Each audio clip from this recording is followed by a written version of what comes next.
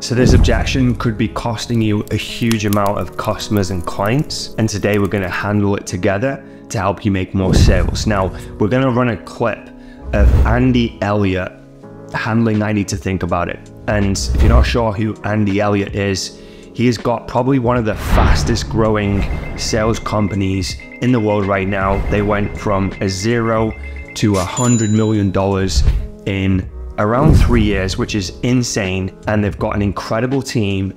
I've actually been just picking stuff up that's helped me in my process. And I'm actually going to run a clip of him actually handling this specifically.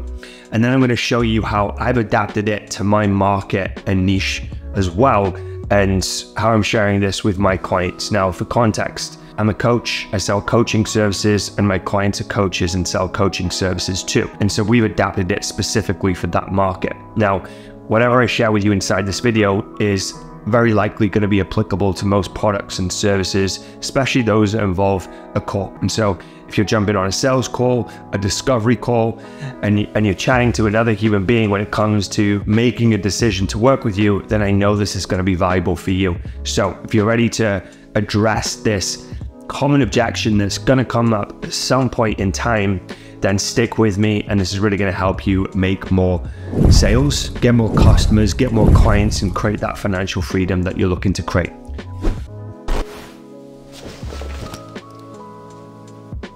All right, let's run the clip. They're gonna say, Andy, I need to think about it. Of course you need to think about it. Guys, I haven't given you enough information not to think about it.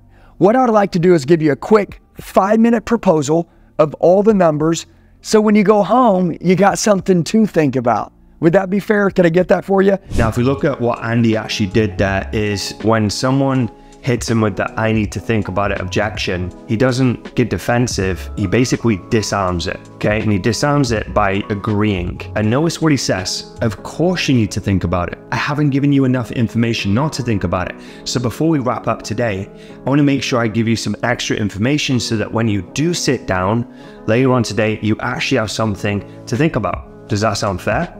And he's basically just getting that commitment there to proceed. And once he's got that commitment to proceed, he can do whatever he wants at that point to then navigate closer and to the deal or to the sale. Yeah.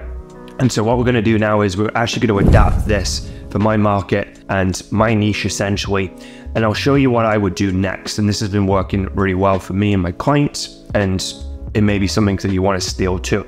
So when someone says yes to permission to give them more information, what I like to do is get people to think about what other options they've got. And so, for example, when they give me permission to continue, I'd say, all right, so if we look at everything that we've discussed today, you obviously come here to solve this particular problem that you mentioned. What is option B if you don't go ahead with this? And then at that point, I want them to think about what other option they may have. And if they don't have another option, then there's going to be a compelling reason for them to choose the option that's on the table. And so at that point, if they say, well, I don't have another option, or I don't have a plan B, what I would say is, okay, got it. So what I'm hearing is, if you don't go ahead with this, then it sounds like you're gonna have to continue doing what you've described to me that isn't quite working or isn't getting you to the result that you want. Is that right? And then we're reaffirming what they've said. And at that point, now they're having a bit of a moment where they should be thinking, oh, if I don't do this, then I'm going to stay stuck. And that's really what we want to achieve with that line of questioning. And then what we're going to do is we're going to leverage pain. And what I mean by that is human beings, me, you, anyone that we're speaking to, are going to be more motivated by avoiding pain than actually seeking pleasure. And so we can use that to our advantage, but also give them an advantage to help them make a decision to start this change or fix this problem that they've came here to actually solve, right? So we're doing this for them, not to them. I want to be very clear about that. So what I would do next is I'd ask them a question along these lines. I'd say, you mentioned that obviously you've been struggling with this problem, you want to fix this problem, but have you considered the consequences of not fixing this? And what does that look like?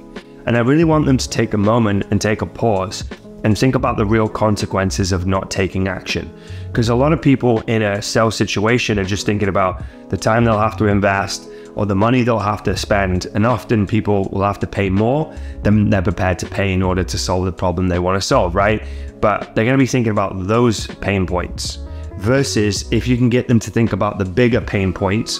Well, what would be the cost of inaction? For example, for a health and fitness coach speaking to a potential client, if that potential client is thinking about answering that question, it could be, well, if I don't do this, then I'm gonna stay stuck, unhappy, unhealthy, unattractive, or just feeling pretty low and depressed about how I look. And maybe it could lead to diabetes or heart disease or medical bills, or maybe it could just affect my relationships, both socially and with my partner, and my intimacy and my sex life, right? You want them to think about all these things because the more things they can think about, the more leverage they're gonna have to take action. And then at that point, once they've thought about those things, they've described what those things look like, and we've given them enough time to share those things, we're going to ask them. So based on everything that you've shared with me today, and based on the facts that we can solve all these problems today, and you've came here to solve a problem, what would you like to do next? And at this point, we're going for the reclose,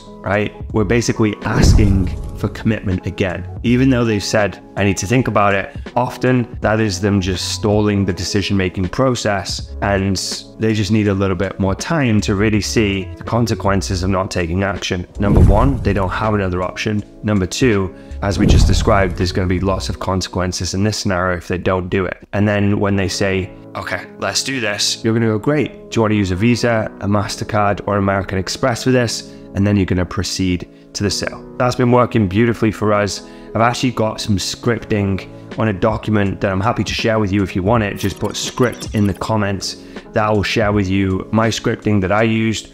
It will have the questions that I've used. That's going to be perfect for any coach, both in-person coaches, online coaches, or service providers in general, to be honest. So if you want a copy of that, just put that word down in the comments so I see it and it lets me know you want it. Make sure you follow me for more content if you found this valuable, and give the channel a sub if you want to get more content just like this. All right, I'll see you in the next one.